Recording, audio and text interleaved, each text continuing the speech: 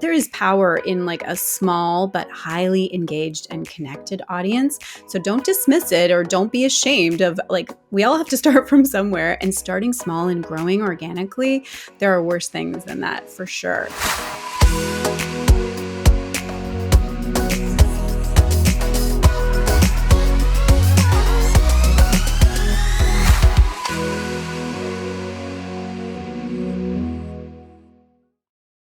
All right, today I am very excited for my conversation with today's guest, Stephanie Long. We are going to be talking about how to get nutrition clients without a huge social media following. And I know that if you're like most people in my community, your ears just definitely perked up with that.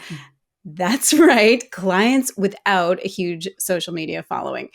Sounds pretty appealing, right? So before we get into that, though, let me just tell you a little bit about Stephanie. So Stephanie is a business coach for nutritionists, and she has helped hundreds of nutritionists to start their own successful businesses.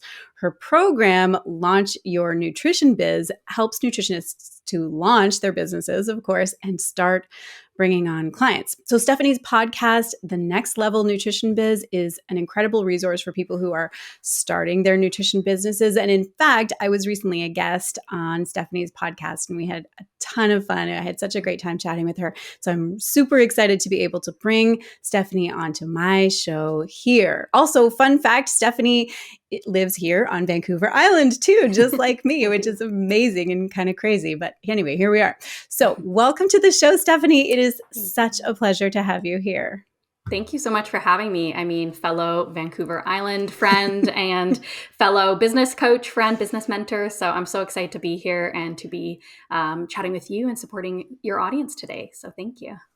Awesome. Yeah, this is going to be so good. I am really looking forward to, diving into this topic and really picking your brain on your thoughts on this particular topic. And like I mentioned, I know that a lot of people are going to be very excited to hear about how they can get clients without a social media following, without a huge social media following. And I imagine that you hear this a lot from people. So we're going to get into all of that. But before we get into that, I would love for you to introduce yourself and just give us a bit more background. Tell us more about what you do, Stephanie.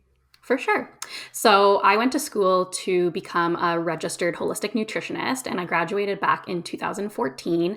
And then, like probably many of your listeners and viewers, I did that, beginning my business journey. And it felt very difficult at the beginning because I had no idea what I was doing. I knew a lot about nutrition and I knew a little bit about how I could help clients, but I knew nothing about marketing. I knew nothing about sales. I didn't even know that I actually had to know anything about this. I thought I'm a nutritionist and as soon as I open my doors, clients are going to start coming in. And that was not the case. I had lots of ups and downs, lots of successes and failures, within that first year of launching my business. And my kind of story is, it really did take me that full year till I felt confident enough to really open my doors to the public. Because up to that point, I had been working with friends and family members and helping them with their nutrition, but I hadn't officially launched because I was spending so much time tweaking my website, creating handouts that nobody was ever going to need, tweaking my social media posts, really working behind the scenes and not putting myself out there. So once I shifted and I tried some new techniques and I put myself out there and I put that marketing cap on, things really, really shifted for me. I was able to find another nutritionist in the industry, and we can talk a bit about this today because I think this is a great method for growing your business. I found another nutritionist who was very busy in her practice and she needed some support. So I was able to come in and support her and start working with clients. And that really helped me to grow my business as well. And from there, things just started to spiral. Now, you're probably also wondering, well, how did you get into business coaching? Because I was on this path to becoming a successful nutritionist. So I actually started teaching at my school that I went to, Canadian School of Natural Nutrition. And funny enough, I was so passionate about this. It shouldn't take a year to start your business and start seeing clients. So I had asked very naively, can I teach the business class? I'm not sure why I thought I was able and capable of this, but I have definitely that go-getter personality. So I asked if I could do this. they just happened to have an opening. Somebody had moved and they needed someone to fill a spot. And I thought, I don't need to know everything, but I feel like I know a bit more than what I was taught. So if I can infuse some of that in with the core curriculum they want me to teach, that's a win. So that's what I ended up doing. And I started teaching, I think in 2015, and I taught all the way up until last year. So I taught all the way up until 2021. And that's really how I started shifting into supporting nutrition students and grads with their business. It happened quite organically. People were asking me, after class, can you help me? Can we go for coffee? It started with coffee chats, then it turned into workshops, then it turned into one-on-one coaching, and then my online Launch Your Nutrition Biz program. So it happened very organically, and that's kind of what brings me to today. So that's now I focus 100% on business coaching and no longer do the nutrition consulting. Yeah, that's awesome. And I want to highlight that you just had sort of the audacity to make the ask, right? This is such a good lesson just for business in general. Is like, Yeah, be bold. All you have to, it's just your job is to make the ask, to ask the question, hey, could I teach this? Do you have somebody who's doing this? I'd be interested. It's their job to say yes or no, or, maybe, or check back with us later, or whatever they're going to do. But if you don't put it out there, then they're not going to necessarily come knocking on your door and invite you. And that is just so so true. true for so many things in business. Like, just put on your like big girl pants and Yeah. say, can I do this? I'd like to do this. So I love it. I love that you did that. That's awesome. Yeah. Especially with what we're talking about today as well. If we're not trying to utilize something like social media, that kind of gives you that ability to be visible and put yourself out there. And we're using more like organic marketing methods, then it will require you to do exactly what you said. Really be bold and make that first step, because people aren't necessarily going to come and knock on your door. You have to go knocking on their door. So, Yeah, exactly. Let people say no. It's okay. There are mhm. worse things than people saying no. So okay, that's awesome. Well, let's dig into this topic then, particularly because I know that my audience is dying to know: is it really possible to sign clients with a small social media following? Yeah, I can see how this is nerve wracking because we hear it so often, grow your social media, get clients, get to 10,000 followers. You'll be successful when you have this big audience. And that's not always the case. We first need to think that somebody could get to 10,000 or 100,000 followers and they could have a very unsuccessful business, right? It could be Yeah. built on sand. And that's not what we really want here. We want to make sure we're building your business on like concrete, or that we're building a really solid foundation so that no matter how many followers you have, you're still signing clients. So, yes, I think it's totally possible. I see this happen every day for my clients, my students, and just people in my community. But I will say that doesn't mean we have to just say goodbye to social media Right. 100%. Hmm. Even if we have 200 followers, that's still 200 people. Imagine being in a room with 200 people, teaching them about, whatever niche you're in or whatever you want to share education on. That's a lot of people. So I think we so often don't show up on social media because we're waiting till we have more followers. But Hmm. that's like, it's backwards, right? We need to show up and provide education to grow the following. But, we want to really get to know our community, even when it's small. And just another thing I want to say about that is there is a blessing in your audience being small, because if all of a sudden you had 10,000 followers tomorrow because one of your posts went viral, you might not know how to manage an account with that many people and how Mm. to nurture them. So having, 200 people to start out with is fantastic, because you can get to know them and you can really feel comfortable making mistakes and showing up on video and feeling like it flopped, or saying something you didn't mean to say, and knowing that it's at a smaller level. And then as you get more confident and grow, then you're more prepared to take that on. Yeah, that's such a good point. Yeah, because we tend to, people, when they tell me about the size of their social media following, they're almost like apologetic and kind of Mhm. ashamed to say if it's like a small number. But I love how you just flipped that, is that there is a real benefit to starting small and growing organically, because you get to practice. You get to, without the stakes being so high, like, get on live video, do the things that make sense for social media, and you can engage more. And like, there is power in like a small but highly engaged and connected audience. So don't dismiss it or don't be ashamed of, like, we all have to start from somewhere, and starting small and growing organically, there are worse things than that for sure. So yeah, I love that. And I love, the idea of, like, just to call back to why we're even talking about this topic, because I think that people do get hung up on thinking that they can't market unless they have a big social media following. Because just like you said, we see and hear this a lot. It's very pervasive. If you go online, you're going to see people who are saying, you've got to grow your Instagram, you've got to do all this stuff, like, to get Mhm. out there. And it does start to feel like, oh, if I don't have a big social media following, I have no chance in Mhm. building an online business. But you and I both, I think, are of the same mindset here, is that it is not a requirement, and there are Mhm. definitely ways. So, yeah, so tell me about, like, I'd love to get your ideas on, like, how can people, promote their programs, sign their first client if they're not depending on having like a big social media following. Yeah, well, this is so funny. I was just having this conversation with my partner yesterday, and we were talking about how easy it is now for the business owner come easy. I'll put that in quotes because as we know, there's still challenges. But for the business owner these days, because we have something like social media to be able to pop on and go live right away. But when I started my business back in 2014, there was some Facebook and there was some lives, but it wasn't as big as it is now.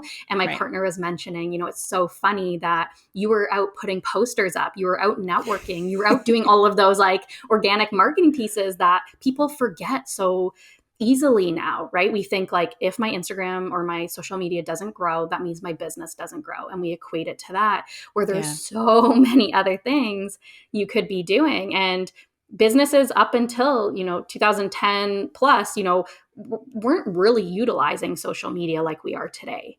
So that means only in the past like 10 or 12 years has business really focused that way. So that being said, the first thing I want to say is just to still talk about the social media piece before we go on to these other kind of organic marketing pieces. Even with a small audience, I want you to still be talking about who you are, what you do, and how you can help consistently. So, this doesn't mean, and I know this is so scary because you get the nerve to actually finally share about your program, to talk about it. And then what happens a lot of the time is crickets. No one says anything, Right. and you think, no one likes what I have to say. No one wants to do the program. They're not interested, and you don't say anything ever again. You Mm. get nervous and you feel a little bit of that defeat that it didn't work. So what I want to remind you guys and what I want to recommend is to speak about your nutrition program or your offering consistently. So that means showing up and doing it, once a week even, and just reminding people. And the reason we want to do this is because people need to see things a number of times in order for it to kind of click in their head, and for them to even kind of stop the scroll, because so many people are just, clicking through stories or whatever it is. We need to see or show them something so many times so it starts to kind of seep in a little bit. So that's the first thing. And the second thing is that you will be gaining some more followers, and those people won't know what you might have said 2 weeks Yeah. ago.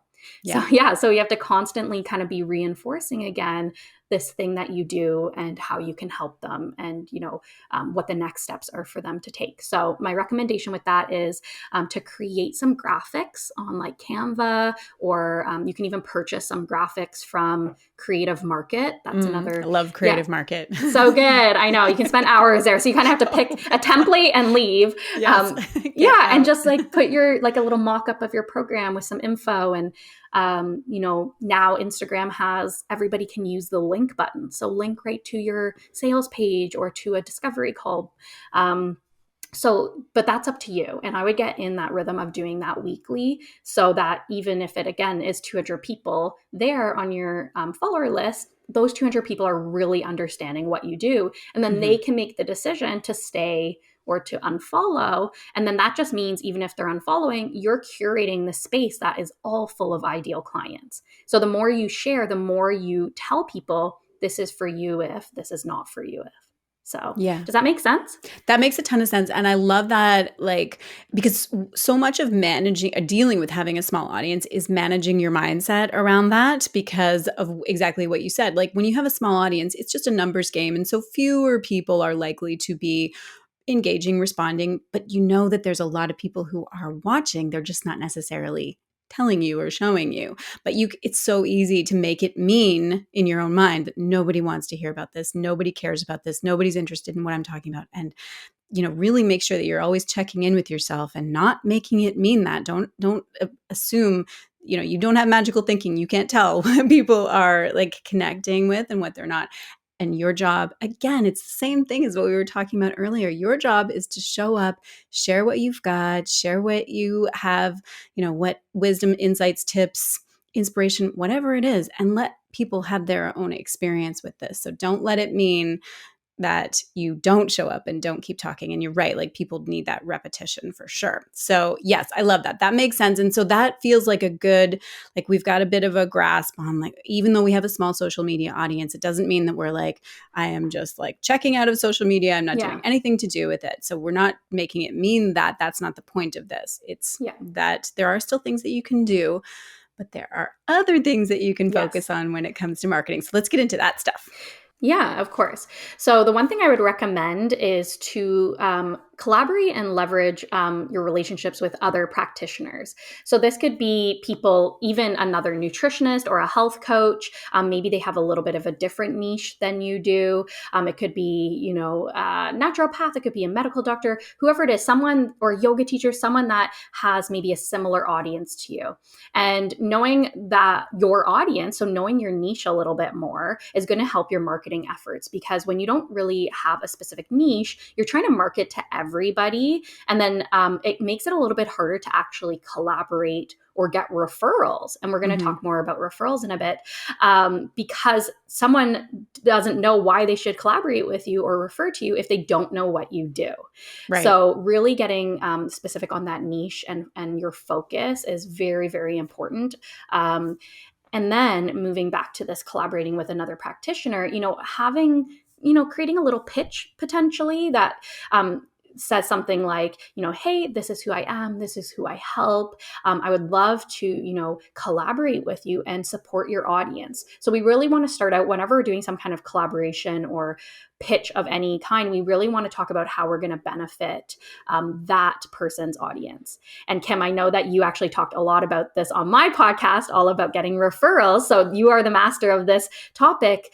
But I just wanted to bring that up, that, people want to know what's in it for them, because we're busy and you never know how many pitches other people are getting. So when it comes again to collaborating, we just want to be really clear on, like, how can we help their audience, and actually make the ask. So what do you want them to do? Just don't say, I want to collaborate. Say, I would love to do an Instagram live and support your audience, or I would love to run a workshop for your audience, or I would love to do a guest expert training inside of your program. So again, being very clear on that, and then following up if you haven't heard back. But this is a great way to leverage other people's audiences. So someone else might have 10,000 followers and you have a couple hundred, but all of a sudden you now have the ability to be in front of a very large audience, or larger than your own, and potentially pull some of those people over to become fans of yours. Yeah, that's perfect.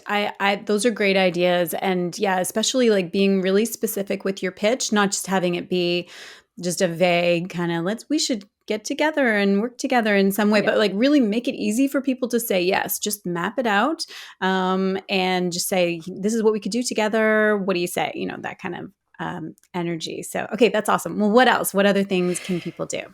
Yes. So, one that I am trying to focus on a lot in my own business right now, and one I'm really excited about, is kind of a throwback, actually. It's to start blogging. And I Mm, mean, a lot of people might be thinking that blogging is dead, and why would I invest my time into blogging? But here's the reason why I want you to really consider something like blogging. Even I'll mention like YouTube, because the reason why is that you can start using things like keywords.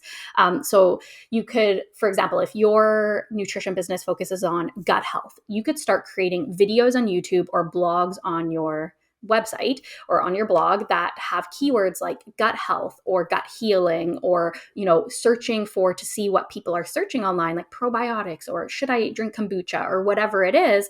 And you're going to start creating content that is engaging people for the things they're already searching online. And then you're drawing them back to your website to potentially sign up for your email list, look at your offer, book a discovery call. So we can kind of think of this as more organic marketing, where you're creating content that lives somewhere longer than, say, like on Instagram, that you're creating, and it's gone the minute you've created it. We're Yeah. creating something that's a little bit more long form and is going to live somewhere, and you're going to utilize keywords to bring people in and get those organic kind of Google or YouTube searches.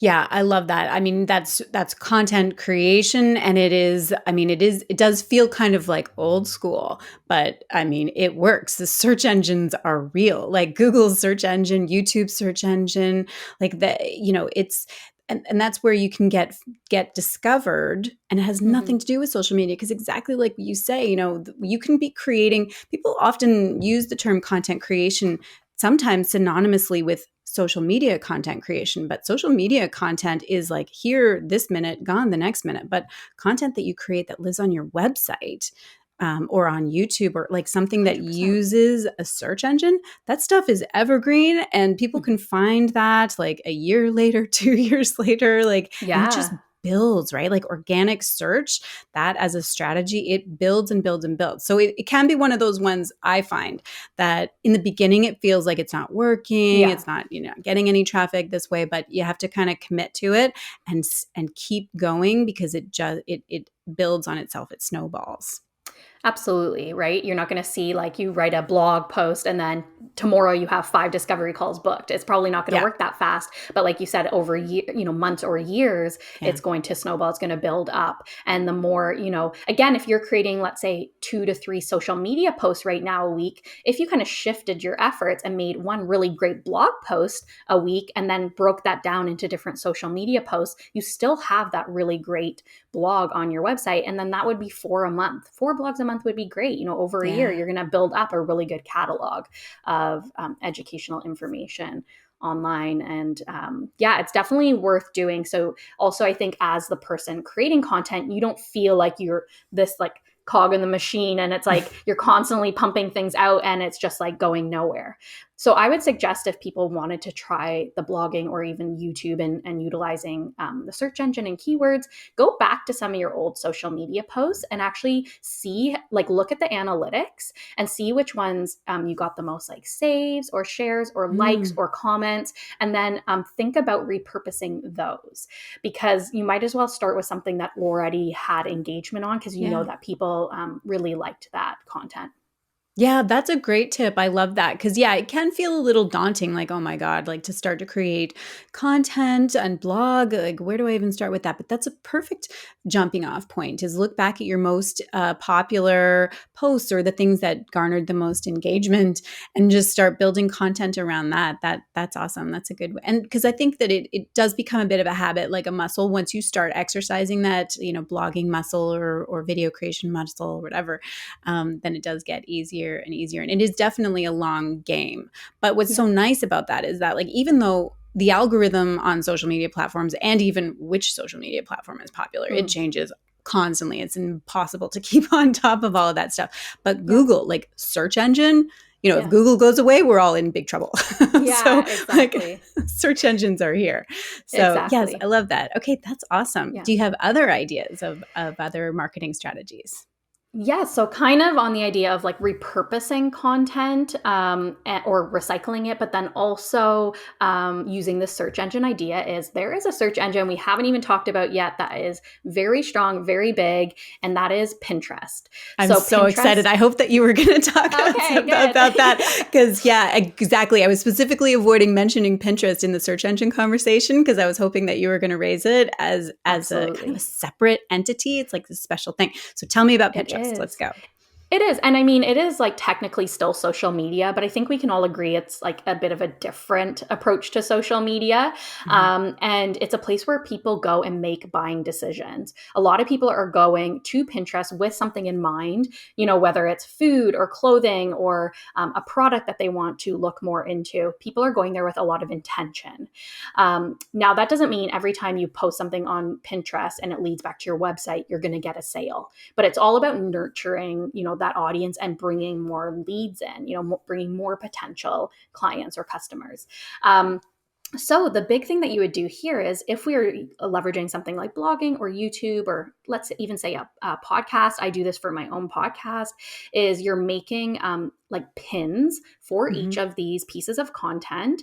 You're pinning that to Pinterest and you're using keywords that people are searching. So again, if you're a nutritionist helping people with gut health, maybe you're putting in like gluten-free, dairy-free, gut health, kombucha, or whatever it is that you think people are searching for.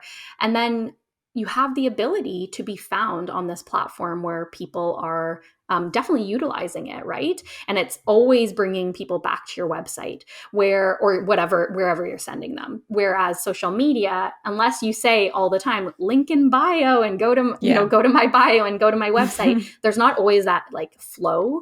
Where with Pinterest, it's much more clear of like people understand that they're finding the piece of content that works for them, and then they're clicking over to the website.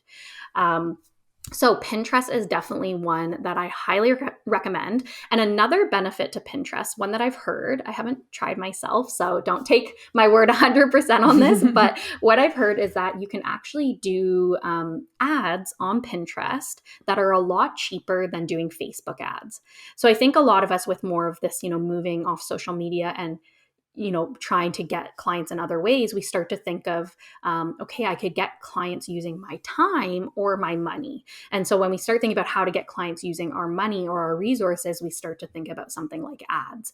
And Mhm. so we think Facebook ads, but Facebook ads aren't what they used to be. And it's a little bit harder to get, a lead in for a lower cost. So what I've heard is that Pinterest is a great place to get a lead in at a lower cost. And, bonus, because we're nutritionists and health coaches, people are using that search engine to find this information. It's not so off topic. Like a lot of people are using Pinterest for nutrition and for meal plans and coaching and things like that. So yeah, I think it's definitely a missed opportunity if we're not at least resharing all of our information that we've created on Pinterest. Yeah, I 100% agree with you. I think that Pinterest is definitely an amazing tool for marketing, especially for health and wellness coaches, nutritionists, like because people, exactly like you said, people are going to Pinterest specifically looking for solutions, which is very different energy than what they have when they go on social media. People go on social media to kind of be entertained, distracted, check out silly videos, like Yeah. whatever. But they're not necessarily going there looking for answers, looking for solutions, or looking to buy anything or invest in Mhm. anything. But that's quite different at Pinterest. So I mean that's definitely the people that you want to get in front of, and like just to highlight exactly what you said is it's seamless traffic back to your Mhm. website or your landing page or wherever you're driving people back from. Instagram makes it so hard to get people off of the Instagram platform onto your platform, and that's clearly it's not an accident. Like that's how they Yeah. designed it, right? But Pinterest is designed completely differently. So yeah, I'm always talking about I'm always trying to encourage people to use Pinterest as a strategy because I think that there's a ton of untapped potential there for sure. Yeah, I agree 100%. And sometimes it can feel overwhelming to be like, okay, well, now I'm juggling a blog and Instagram and Pinterest. But once you kind of map it out, and really like give yourself clarity of like, well, I create a blog post and then I take a paragraph of that and I make an Instagram post and then I create an image and post it on Pinterest. So once you kind of can see the journey, it makes it a little bit easier. Instead of thinking like everything's scattered, we need to start thinking linear of like this happens, then that happens, then that happens. And it makes it a little bit easier to, yeah, just kind of utilize this kind of funnel. Yeah, exactly. And I'm really glad that you raised that issue because yeah, even though we've been talking about a bunch of different marketing strategies that you can use in addition to social media, it's not to say start using all of them Yeah. today. Like It's not about that. Exactly. And I don't know, I'm sure you're the same way with your clients, but like really emphasizing the importance of focus. Like get focused, especially if it's a new strategy that you're implementing, like really devote some time, give yourself a time frame, choose the one that we've mentioned today. And there are others too that we, haven't had time to get to, but choose the one that really feels most aligned with where you want to go and what your business goals are. And then just dive right on into that, focus on that for a period of time. Like, I don't know, Stephanie, what do you say? I usually say something like 60 days, 90 days, something like that. Yeah, I think so because I think we can so often just say that didn't work and jump to the next thing. Yeah. Where have you maximized that opportunity or that potential and tried everything? And I don't know about you, Kim, but that's in my nature is to say, oh, I'll try this other thing. And then what I have found is that, and this was more in the past where I was like, oh, I have my hands in so many different pots, but I'm not doing one of them to the fullest. Right. So of course you're not going to see big results because you haven't went all in on that one thing. So yes, I'd even say 90 days, probably something like that, Mhm. 60, 90 days is a great idea so that you're actually giving it a chance and you're not writing it off before you haven't seen it through.